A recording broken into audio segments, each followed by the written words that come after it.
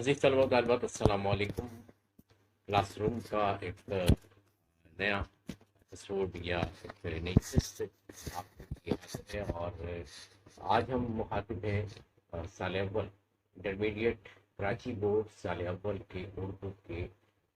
جو طلبہ و طالبات ہیں، بالکل لازمی جو پڑھتے ہیں ان سے مخاطب ہیں۔ آپ کے میں ایک سبق ہے کہ جس سے ابتدا ہوتی ہے،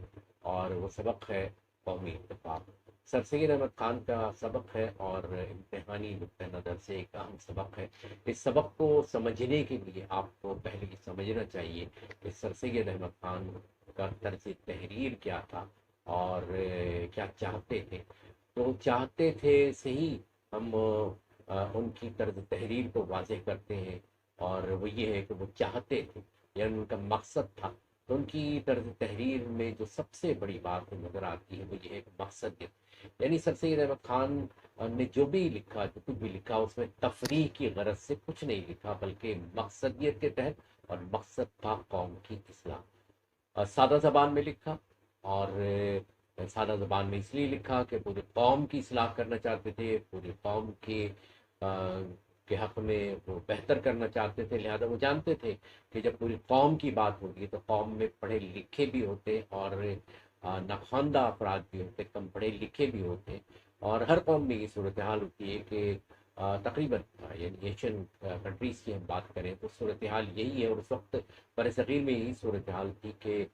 پڑھے لکھے لوگوں کا تناسب کم ہوتا چلا جا رہا تھا۔ لہذا جب ہر فرد سے بات کرنی ہو تو سادہ انداز گفتگو اختیار کیا جاتا ہے۔ لہذا قومی اتفاق جب انہوں نے سبق شروع کیا تو اس میں انہوں نے وہی سادہ انداز اختیار کیا کہ جس سے ان کی مقصدیت، یعنی وہ جس مقصد کے لیے لکھ رہے تھے، وہ بآسانی پورا ہو سکے۔ قومی اتفاق،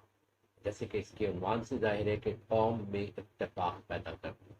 جب ہم قوم میں اتفاق پیدا کرنے کی بات کرتے ہیں تو اس کے پہلے ہی اس کا اقتباس ہے، اس کے لحاظ سے میں آپ سے بات کر رہا ہوں کہ وہاں سر سید احمد خان نے قوم کی مختلف تعریفیں پیش کی۔ قوم کی ایک تعریف یہ پیش کی ہے کہ قوم جو ہے وہ زمین سے پہچانی جاتی ہے، وطن سے پہچانی جاتی ہے۔ مثال کے طور پہ جاپان میں رہنے والے جاپانی کہلائیں گے، جو کوریا میں رہنے والے ہیں وہ کورینز کہلائیں گے، جو پاکستان میں رہنے والے پاکستانی کہلائیں گے، جو عرب خطہ عرب کے لوگ ہیں وہ عرب کہلائیں گے۔ تو یہ ایک زمین کی پہچان۔ دوسری جو پہچان انہوں نے بتائی کہ تاریخی طور سے، بلکہ زمانہ قبل تاریخ کے، جہاں سے تاریخ کا شعور بھی نہیں ہے اس دور میں، یا سائنٹیفکلی تاریخ ابھی شروع نہیں ہوئی ہے، یہ تاریخ مرتب نہیں کی گئی، اس دور میں ہم دیکھتے ہیں کہ جب وہاں ذکر ہوتا ہے تو قوموں کی پہچان ان کے بزرگوں، ان کے بڑوں کے ناموں سے ہوتی ہے، جیسے قوم عاد، قوم سمود، قوم نوح، قوم شعیب علیہ السلام۔ تو یہ حوالے جو ہے یہ کون سے حوالے ہیں؟ یہ ان کے بزرگوں کے یا ان کی اقوام کے بڑوں کے، اور جب انبیاء کرام کا نام آتا ہے تو یقیناً ان کے حوالے سے ان کے اقوام کو پہچانا جاتا ہے۔ تو یہ دو پہچان بتائی۔ پھر اس کے بعد سر سید احمد خان نے یہ ذکر کیا کہ اسلام نے تمام ان تمام رشتوں سے ایک بڑا رشتہ بتایا ہے، اور یعنی زمین کے رشتے، اور آپ کے جو ہے وہ جو آپ کے اجداد کے رشتے، اس سے بڑا ایک رشتہ بتایا، یا اسلام نے ان تمام رشتوں کو مدھم کر کے یا ختم کر کے یا انہیں بالکل الگ کر کے ایک نئی پہچان دی، اور وہ ملت واحدہ کی پہچان ہے۔ اور وہ کیا ہے کہ چاہے کوئی شخص کہیں کا بھی رہنے والا ہو، دنیا میں کسی جگہ بھی اس کی رہائش ہو، چاہے وہ انگلستان میں ہو، تاجکستان میں ہو، چاہے وہ کہیں بھی ہو، بر صغیر میں ہو، اور ساتھ ساتھ وہ چاہے کوئی بھی زبان بولتا ہو، اس کا رنگ کوئی سا ہو، یعنی رنگ و نسل کوئی بھی ہو، لیکن اس کے باوجود وہ ایک رشتے میں پیوست ہے، اور وہ کیا ہے کہ وہ مسلمان ہے، کلمہ طیبہ پر یقین رکھتا ہے، اللہ رب العزت کی ذات پر یقین رکھتا ہے، اور نبی کریم صلی اللہ علیہ وآلہ وسلم کو آخری نبی اور رسول سمجھتا ہے، تو یقیناً وہ ملت واحدہ کا حصہ ہے۔ یہی ملت واحدہ کی تاریخ ہے، اور اسی کو یہاں سر سید احمد خان نے واضح کیا۔ اب یہ تمام باتیں کرنے کا مقصد کیا تھا کہ ہندوستان پر ایک بدیسی یعنی غیر ملکی قوت قبضہ کر چکی تھی، اور اس غیر ملکی قوت کے قبضے کے بعد ضرورت اس بات کی تھی کہ ہندوستان کے لوگوں کو پہلے متحد کیا جائے، یعنی ایک انڈین نیشنل یا برصغیر کے یا ہندوستان کے باشندے کی حیثیت سے، یعنی میں تقسیم سے قبل کی بات کر رہا ہوں، یہ تمام کا تمام جب برصغیر جو ہے ایک ہی تھا، ہندوستان تھا، جس پہ مسلمانوں نے بڑی شان و شوکت سے حکومت کی، تو پہلا مقصد یہ تھا کہ اس ملک کے، اس خطے کے یعنی برصغیر کے لوگوں کو متحد کیا جائے۔ تو سر سید نے یہ کہا کہ یہ بھی پہچان ہے، زمین سے بھی پہچان ہے، اور جو ہے وہ اجداد کے نام سے بھی پہچان ہے، لہٰذا یہ پہچان بھی موجود ہے۔ تو اگر اس پہچان کی بات ہوتی ہے تو تمام ہندوستان کے لوگوں کو مل کر اس بات کی کوشش کرنی چاہیے کہ کسی بھی طریقے سے یہ جو باہر سے لوگ آئے ہیں، ان کو یہاں سے نکالنے کے لیے یا اپنا اقتدار واپس لینے کے لیے متحد ہوا جائے۔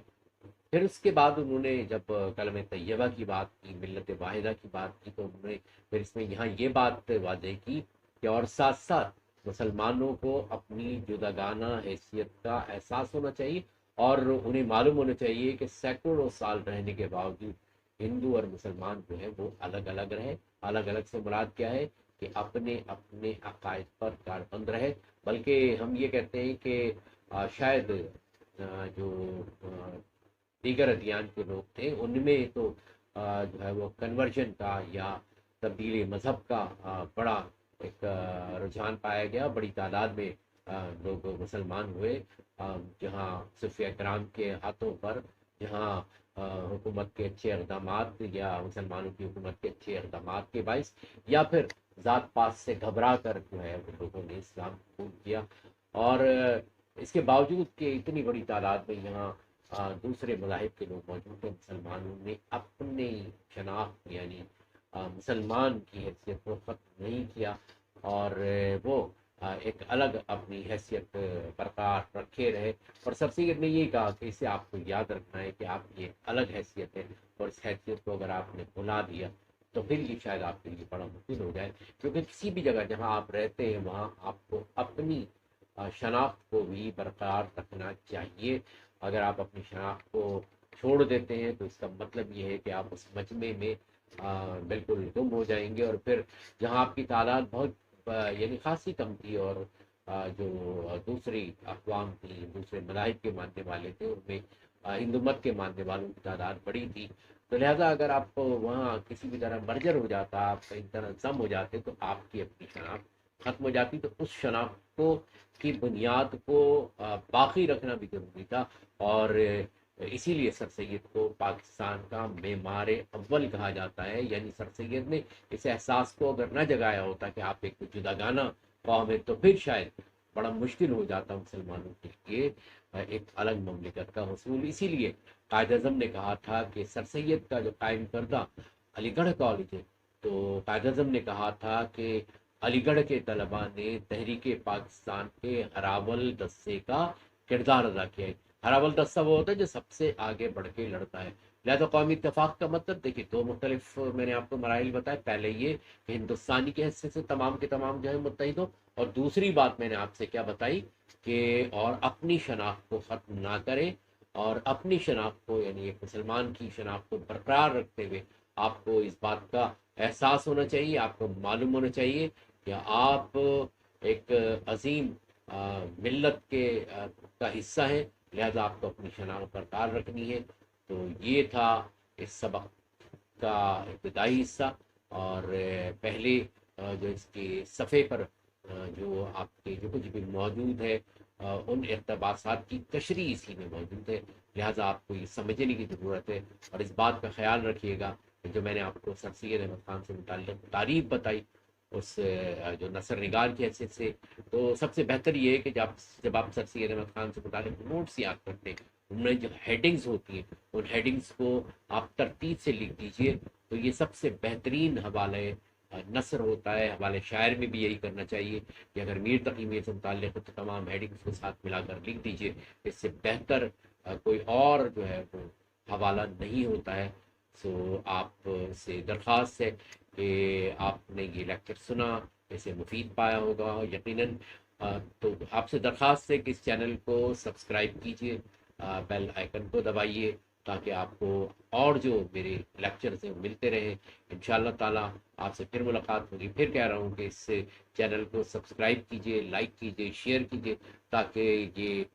جو کچھ آپ کو سمجھایا جا رہا ہے یہ دوسرے طلبہ و طالبات تک بھی پہنچے. پروفیسر عزیر احمد مدنی کو اجازت دیجیے. اللہ حافظ.